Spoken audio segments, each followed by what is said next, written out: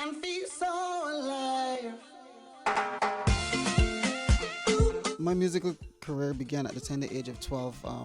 I entered a competition called the Richard Stout Teen Talent Competition, and you weren't supposed to be entered until you were about 13, but I was on the border of 13, so I entered it and won first time, and that was it.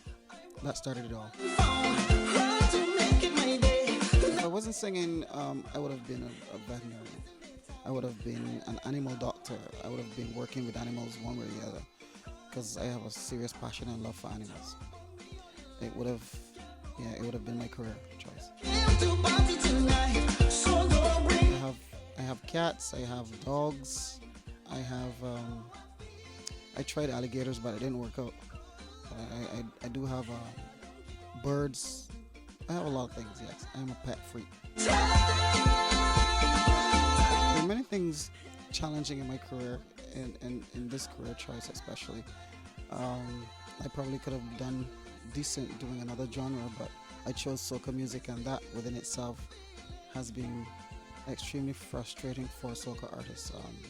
Venues, traveling, even the pay is not great, and unfortunate because it's more centered around the seasonal carnivals. It's been a bit difficult for some artists. Outside of that, it's just been frustration dealing with a lot of promoters and that kind of thing. But I still, at the end of the day, wouldn't trade it for the world. It was a beautiful experience in the end, and the journey is still fresh, still going. Do I see soca crossing over? I'm not sure. I saw it crossing over a long time ago. I think it needs the people to believe in it and to support it. I think at the end of the day, unfortunately, for any genre of music, it needs that support. We had reggaeton came from nowhere and had its own Grammy, and the reason for that wasn't because it was better than soca. What it was a support system. Every Latin American country, every Latin country, every Spanish country supported the music. So that was millions and millions.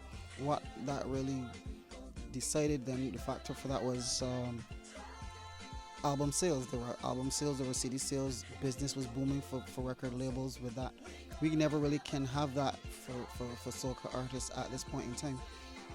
We more or less will have to rely on the music really penetrating on its own and going into other markets and doing the job for us. Right now, we don't have that support system. When Carnival is finished, when Crop Over is finished, we as a people don't necessarily buy soca music. We don't buy it and support the artists. So it's quite difficult. There are quite a few countries that stand out as memorable for Crossfire performing in. But I'd have to say Colombia for me. Colombia from the standpoint that is predominantly it's Spanish. It's a Spanish speaking country, and we went there, and songs that we never thought would have been hits, songs that weren't even hits in Barbados, were really huge songs in Colombia, and we were treated like mega stars there. To hear a stadium, a bull ring full of people, thousands and thousands of people singing every single song and saying more, is an awesome feeling. It was an awesome feeling. It was a shock for me, but it was an awesome feeling. Crossfire was formed through a group of guys playing music on the hotel circuit and wanting more out of life than just being a hotel band and going home and sleep, playing for the tourists.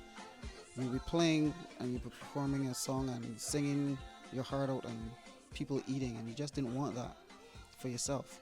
We always thought that we had the talent around, we thought that we had the desire and the passion, and we wanted more. So we ironically were in a hotel one night and decided we would start up a band of our own. And this program on CNN had just started at the same time, and as we were talking, it came on a program called Crossfire, and we thought it was interesting. We held it for a bit and experimented with it, and we decided then that we would make a plan. We had everybody at the table. We were all professionals outside of music at the time. People were supervisors, people were managers of businesses and stuff. So we tried to get a business plan, and we made a 3-year step. One, to be a household name in Barbados by the end of the year. Two, to be recording our own music by the next year. And the third year was to be recognized in the Caribbean. And we took those steps. So we took the Crossfire and made it to mean a cross culture of all the Caribbean countries, and the fire would be, of course, doing it hot. And we spelt it differently because we just thought it would be more hip and cool as youngsters at that time to be doing it.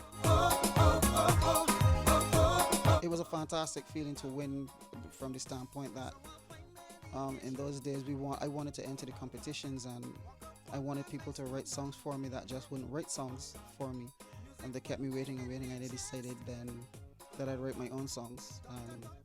My first try, and I won all the titles that year. So it was a fantastic feeling. It was more than one victory. It was just a really good time and a good year.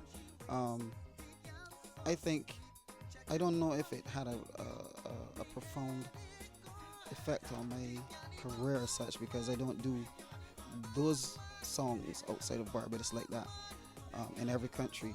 It's more the Crossfire. It's more the Crossfire songs to pump me up, the wet me's, the sweatings, those kind of songs that you do outside of Barbados. But it does have its place, and I believe that at the end of the day, it was needed. It was something that we wanted to do, and we did it.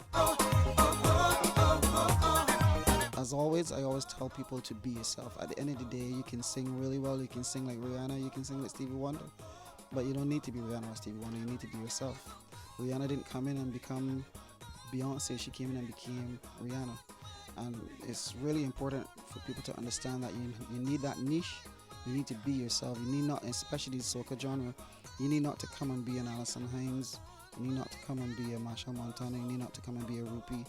Just be yourself, and you will have that space out there as long as you're good. Barbados, 3 words. It's hard to describe Barbados in 3 words. What I can tell you is that from traveling and going to so many other different countries around the world, so many different cultures, it's indescribable for me. It's very indescribable for me. I don't know necessarily what to say.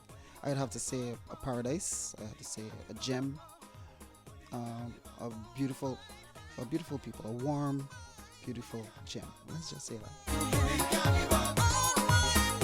I watch Manchester United. I watch football. I'm a soccer fan. I'm a sports fan.